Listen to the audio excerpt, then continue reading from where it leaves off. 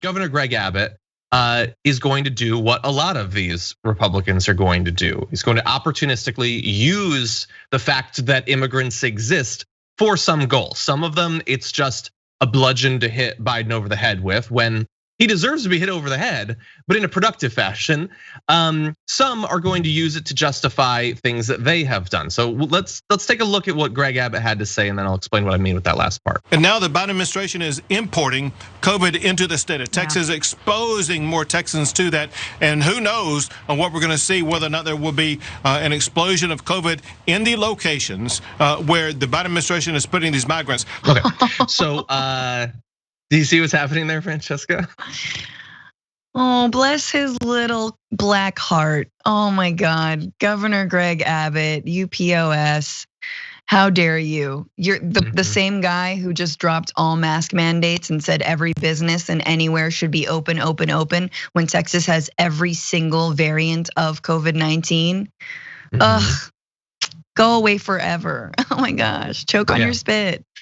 Yeah, so it would be like, it would be one thing if it was just hypocritical. It's like, wait, so is COVID a big threat or not? Is it an issue, or is it just, you gotta live with it? Because you're governing as if, I guess it would be better if we didn't have respiratory infections, but I'm not gonna stop, a hair salon from opening up over that. And then now when it's these people, supposedly that's the big issue. But it's almost worse because it's not just an inconsistency between those two positions, it's a direct link between those two.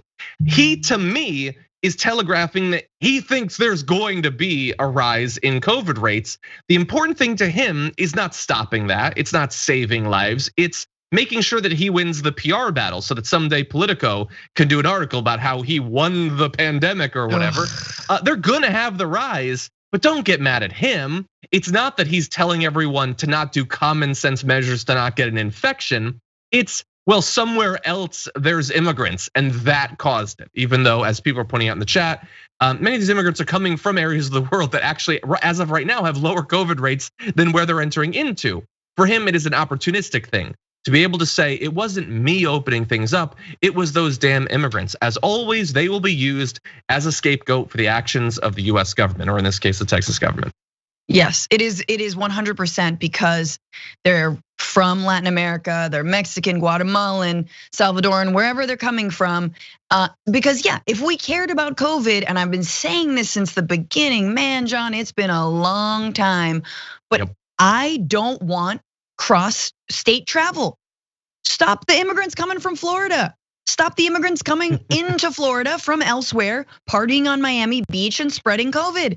I'm sorry, I want to stop this virus from spreading. We could have prevented so many deaths, and we can still prevent deaths if we actually stop the migration happening within these COVID infected states. But no, that's against freedom. And of course, I'm wrong. But no, let's take away all of the freedoms and all of the human rights from people trying to get to this country to have minimally a better life. What does that tell you? Oh yeah, I'm gonna immigrate just into the belly of the COVID beast, And once again, the eternal, no parent would put their child into a boat unless the boat was safer than dry land. When it comes to talking about migration and the reasons that people move, it is because it is dangerous and deadly where they are coming from. Yeah.